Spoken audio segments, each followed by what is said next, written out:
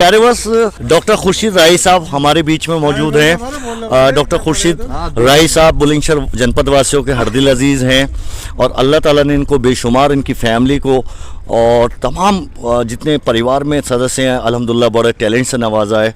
और आर्ट के विरासत में इनको पूरे परिवार को आर्ट कला जो है वो अपने आप में इनको सभी को विरासत में मिली है।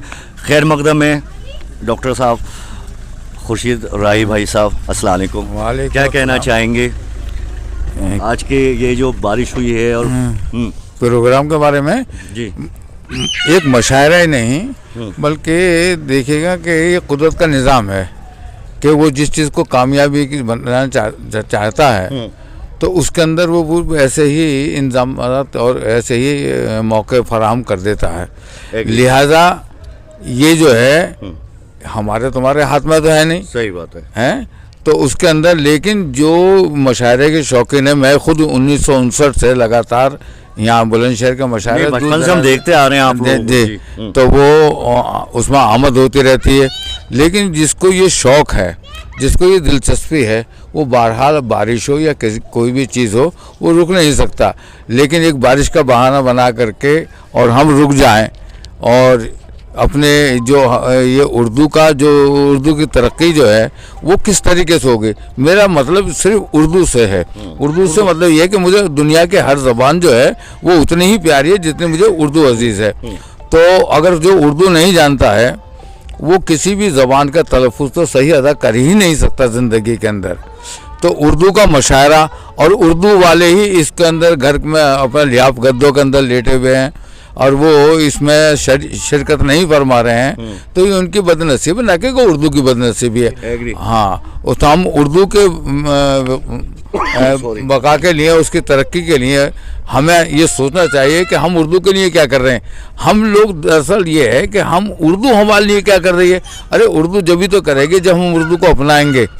हमारे ना नाम उर्दू में सही तरीके से, ना हमारे अल्फाज, न बोलने का सलीका, न तलफ़ुज़ की सही पकड़। तो इसमें उर्दू जो है वो तो हर ज़बान को संवारती है। और एक और बदनसीबी है कि उर्दू ने हर ज़बान को अपने गले से लगाया, लेकिन उर्दू को किसी ज़बान ने गले से नहीं लगाया इतना जितना है।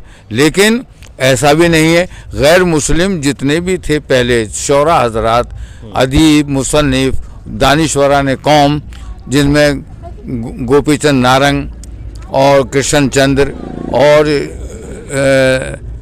और शौरा हज़रात, तुम्हारे वो बिरज नारायण चकबस्त, ये जितने भी थे ये उर्दू उनकी रगों में थी। ज़्यादातर कायस्थ जो परिवार थे हिंदुओं में, उन्होंने उर्दू को अपनाया। पंजाबियों ने उर्दू को अपनाया। मिलाप, प्रताप, तेज, ये उर्दू के अखबारात जो कभी निकलते थे आज जिनके दर्शन नहीं हो पाते। हमेशा सरदार जी आते थे यहाँ पे शोरा पंजाब से। जी सरवंजीत सिंह क्या नाम? हाँ जी क्या कहने उनके। अब हमारे कुंवर महेंद्र सिंह बेदी शहर साहब जो हिंदुस्तान के नाउम्र बल्कि गैर ममालिक के अंदर इनका नाम था और दूसरे लोग थे। यहाँ पर एक साहब आए थे जौहर साहब के नाम से थे, वो कृष्ण जौहर शायद। तो उनका जो कहा कि मैं हिंदू हूँ मगर ईमान रखता हूँ मोहम्मद पर, कोई अंदाज तो देखे मेरी काफ़ी रदाई का। तो ये चीज़ें तो थी ये उर्दू के बका के लिए। हम आज क्यों याद करते हैं उनको? क्योंकि वो हमारे दिलों के ऊपर छा गए, उन्होंने कब्जा किया, उर्दू के ज़रिए हमारे दिलों पर छा गए। हम उर्दू के ज़रिए मोहब्बत बांटने का काम किया। मोहब्बत बांटने का काम क्या? उर्दू है क्या चीज़? उर्दू के अलिफ से उनसियत, रे से रज़ा, रवादारी, दाल से दयानतदारी, वाव से वफादारी, ये उर्दू के अंदर मिलती है हमें। तो ये उर्दू जो है ना, तो ये हमें हर ज़बान का इतना ही एहतराम और इज़्ज़त करनी चाहिए जितने हम उर्दू की कर रहे हैं। लेकिन उर्दू हमसे खुद महरूम है, हम उर्दू से महरूम हैं। तो उर्दू भी तो चाहती है कि मेरे मुझको करा। अब वो घरों के अंदर कैसे जाए? हमारे कॉन्वेंट स्कूल में मुझे उनका एतराज़ नहीं है। बड़ी अच्छी बात है कि आप सीबीएसई बोर्ड में काफ़ी है। हाँ हैं और लेकिन आपको मैं ये नहीं कि मैं उसमें सबको तो कह रहा हूँ और अपने इलाका, हमारे यहाँ मुस्लिम इंटर कॉलेज के अंदर सिर्फ उर्दू जो है वो 10वीं क्लास तक है, इंटर क्लासेस के अंदर नहीं है उर्दू। बताइए, जब हमारे बच्चे ये उर्दू वहाँ से आगे नहीं पढ़ पाएंगे तो वो बीए के अंदर कहाँ जा कर के एडमिशन लेंगे, किस तरीके से एडमिशन लेंगे। तो ये बदनसीबी है हमारे माशरे की और हमारी भी कि हम उर्दू का एहतराम सहित हैं। हम उर्दू को ये समझते हैं कि अगर हमने उर्दू में दस्तखत कर अभी दिया, आपने कहा बिल्कुल हम जनाब आला आफाकुर रहीम खान साहब से दरख्वास्त करेंगे, कुछ बिल्कुल भी नहीं होगा। नहीं मैं वहाँ पर नहीं, एडमिनिस्ट्रेशन की कोई दिक्कत है, शासन से कोई दिक्कत नहीं, कोई दिक्कत नहीं है। आर्ट साइड है नहीं मुस्लिम इंटर कॉलेज के अंदर। आर्ट नहीं, उर्दू क्या आप कह रहे हैं ना, इंटर में मैं कहूँ इंटर में आर्ट साइड के अंदर तो उर्दू ले सकता है, साइंस साइड वाला उर्दू नहीं ले सकता, कॉमर्स वाला नहीं ले सकता, कोई नहीं ले सकता।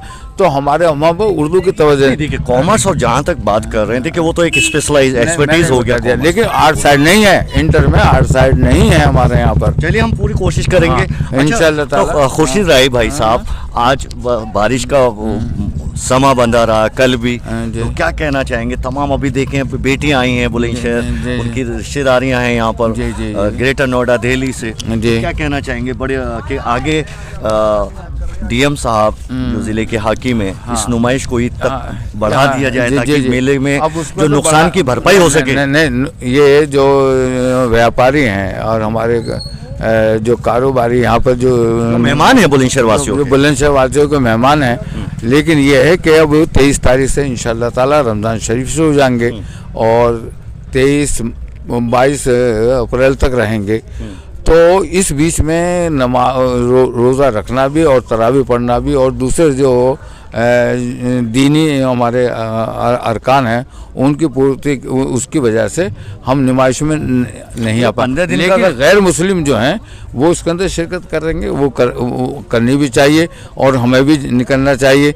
लेकिन हम ईद से पहले हम ये चाहते हैं, डीएम साहब से मैं मौदाना गुजारिश है, उनसे इल्तमास है कि इसको 30 अप्रैल तक कर दी जाए, क्योंकि इससे पहले वो 30 अप्रैल तक कर जाएगी तो इनसे व्यापारियों का जो नुकसान, जो खसारा है, जो बहुत बुरी तरह बेचारे मायूस हो गए, महंगाई का दौर है यहाँ, या तो दुकान छोड़ के बेचारे जाएंगे और इसकी भरपाई के लिए वो क्या करेंगे, है नहीं।